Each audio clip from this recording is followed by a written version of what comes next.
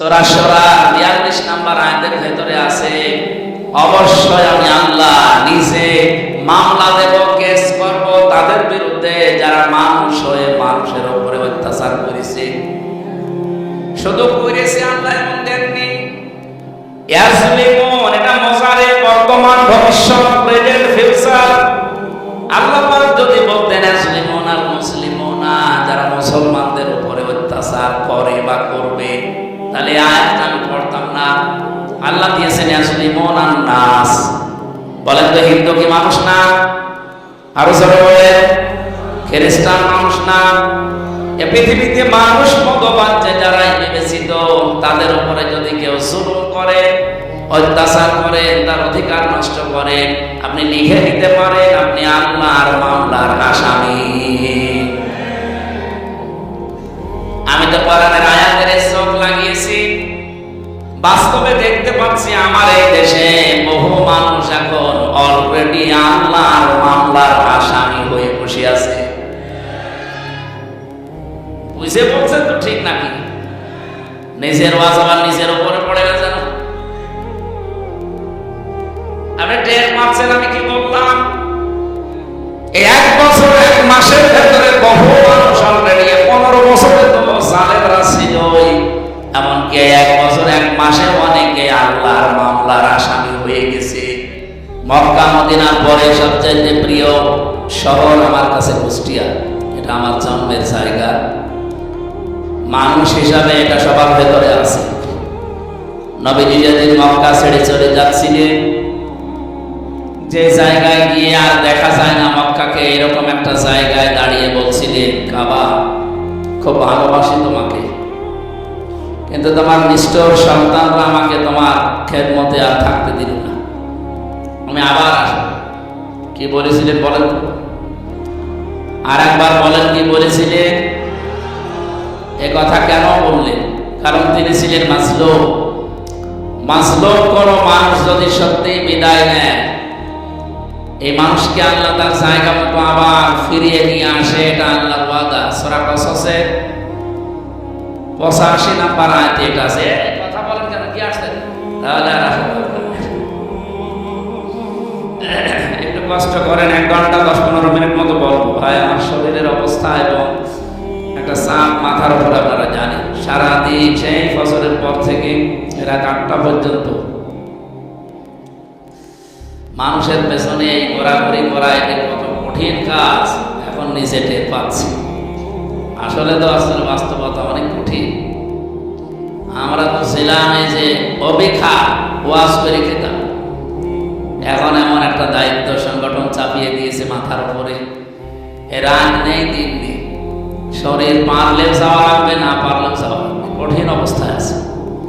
ইন্নাল্লাযী ফারাদা আলাইকাল কুরআনা লারাদ্দুকা ইলা মাআদ, এটা কোরআনের আয়াত 20 নম্বর পারায় আছে, সূরা কসস 85 নম্বর আয়াতের প্রথম অংশে আল্লাহ জানিয়েছেন অবশ্যই কোরআনের আইন মানা ফরজ।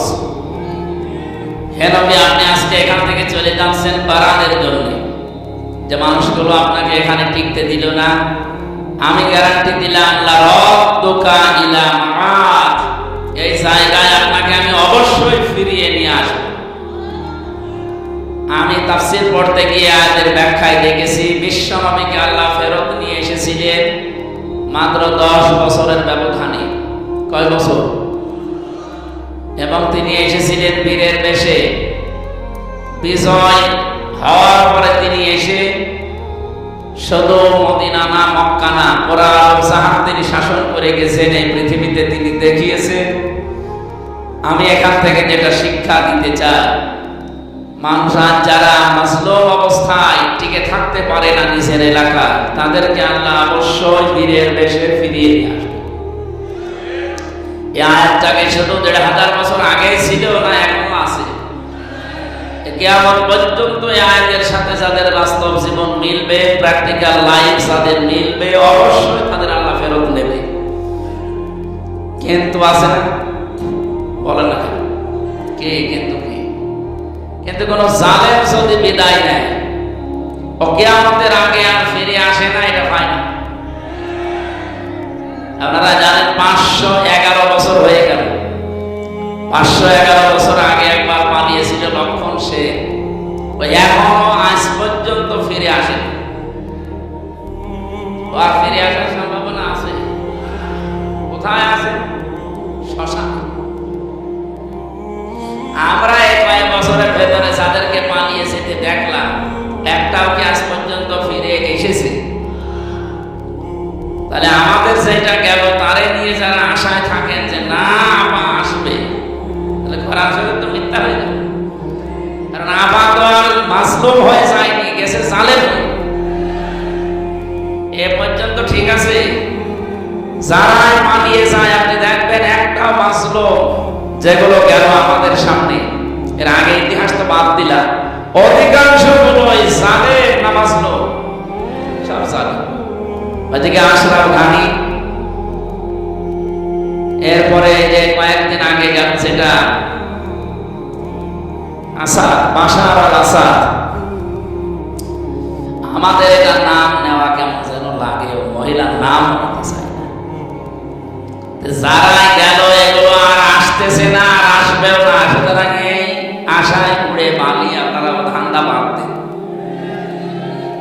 বেশি ঝামেলা করবেন যতটুকু আছে, এর উপরে আবার লতিফ সিদ্দিকীর মতো আবার গলায় ফাঁসবে। ওই কারো সে হাওয়াতে ফুলবেন না, কারণ যারা হাওয়া দিয়ে ফোলায় ওরাই লাথি দেয়। ফুটবলকে একদিন একজন জিজ্ঞাসা করছে, ভাই লাথি খাও কেন? যে তোমার দেখে খালি লাথি দেয়, আমি বলের মামে ফুলি। মানুষ আমারে হাওয়া দিয়ে ফোলায় তো, আমি তো নিজে ফলতে পারি না। সুতরাং মানুষ যখন ফোলায় ছেড়ে আমাদের লাথি দেয়। সুতরাং আপনি নিজে যখন ফলতে পারেন না, ফলবেন না। অন্য কেউ হাওয়া দেবে আর আপনি ফলবেন আশায় বুক বেঁধে, সে জামানা শেষ হয়ে গেছে। এই দেশে 36 জুলাই যারা ঘটিয়েছে, এটা শুধুমাত্র কয়েকজন ছেলে মেয়ে না, সারা বাংলাদেশের সব মানুষ তাদের সাথে। এমনিতে ছোটখাটো কোনো বিষয় নিয়ে মনোমালিন্য হতে পারে, কিন্তু এ বিষয়ে একমত দেশে যারা সত্যি জালেম ছিল, যারা অন্তত 3232 জন মানুষ অলরেডি তার সাথে জড়িত, 40,000 মানুষ এখনো হাসপাতালের বেডে বাড়িতে কাতরাচ্ছে, এখনো অনেক ঘাস শুকিয়ে যায়নি। আর আপনি আন্দাজে আশা করেন কি করে? আপনি কি মরে গেছে? আপনার বিবেকে তো মরে গেছে। ইন্নামাস সাবিলু আলাল্লাযিনা ইয়াসলিমুনান নাস ওয়া ইয়াবগুনা ফিল আরদি বিগাইরিল হক ইলা আখিরি আয়াত। সূরা শুরা 42 নম্বর আয়াতের ভিতরে আছে, অবশ্যই আমি আল্লাহ নিজে মামলা দেব, কেস করব তাদের বিরুদ্ধে যারা মানুষ হয়ে মানুষের উপরে অত্যাচার করেছে। শুধু করেছে আল্লাহ এবং দেননি। ইয়াসলিমুন, এটা মুজারে, বর্তমান, ভবিষ্যৎ, প্রেজেন্ট, ফিউচার। আল্লাহ পাক যদি বলতেন ইয়াসলিমুন আল মুসলিমুনা, যারা মুসলমানদের উপরে অত্যাচার করে বা করবে, তাহলে আয়াতটা আমি পড়তাম না। আল্লাহ দিয়েছেন ইয়াসলিমুন আন নাস। বলেন তো হিন্দু কি মানুষ না? আরো জোরে বলেন, খ্রিস্টান মানুষ না? এ পৃথিবীতে মানুষ মতবাদে যারাই বিবেচিত, তাদের উপরে যদি কেউ জুলুম করে, অত্যাচার করে, তার অধিকার নষ্ট করে, আপনি লিখে নিতে পারেন আপনি আল্লাহর মামলার আসামি।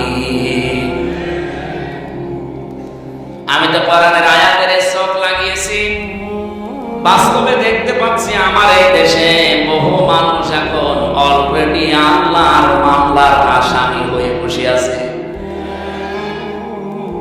বুঝে বলছেন তো ঠিক নাকি? নিজের ওয়াজ আবার নিজের উপরে পড়ে না যেন।